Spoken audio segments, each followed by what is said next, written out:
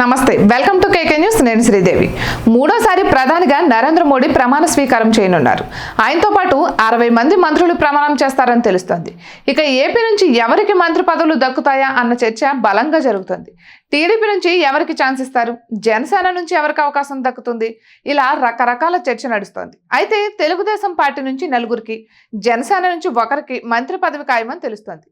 అటు బీజేపీ నుంచి సైతం ఒకరికి ఛాన్స్ ఇచ్చే అవకాశం ఉంది ఇక కేబినెట్ మంత్రుల జాబితాలో గుంటూరు నుంచి ఎంపీగా ఎన్నికైన పెమ్మసాని చంద్రశేఖర్ పేరు గట్టిగా వినిపిస్తోంది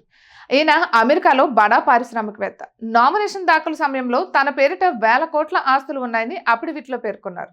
అప్పట్లో అదో సంచలన అంశంగా మారిపోయింది ఆయనకు కేంద్ర మంత్రివర్గంలో చోటిస్తే పెద్ద ఎత్తున పరిశ్రమలను ఏపీకి తీసుకొస్తారని చంద్రబాబు భావిస్తున్నారు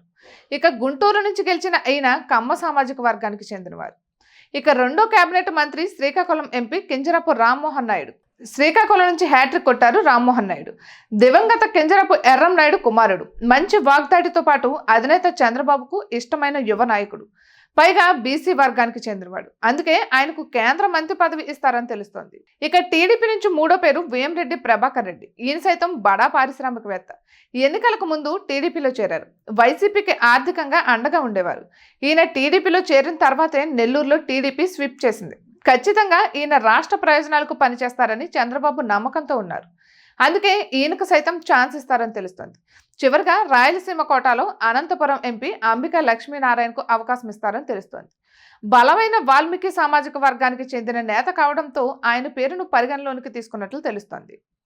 ఇక జనసేన నుంచి 2 ఎంపీలు ఎన్నికయ్యారు ఇందులో మచిలీపట్నం నుంచి వల్లభనేని బాలశౌరి హ్యాట్రిక్ కొట్టారు పైగా అధినేత పవన్ కళ్యాణ్కు ఇష్టమైన నేత అందుకే బాలశౌరికి తప్పకుండా ఛాన్స్ ఇస్తారని తెలుస్తోంది బీజేపీ నుంచి పురంధేశ్వరికి తప్పకుండా పదవి ఖాయం ఇక రెండో పదవి ఇస్తే మాత్రం అనకాపల్లి నుంచి ఎంపీగా గెలిచిన సీఎం రమేష్కి ఇస్తారని తెలుస్తోంది మొత్తానికైతే ఏపీ నుంచి 5గురికి తప్పకుండా కేంద్ర మంత్రి పదవులు దక్కే అవకాశం కనిపిస్తోంది అందులో ఎంతవరకు వాస్తవం ఉందో చూడాలి మరి ఇక ఇటువంటి మరెన్నో వీడియోస్ కోసం కేకే న్యూస్ తెలుగు ఛానల్ని సబ్స్క్రైబ్ చేసుకోండి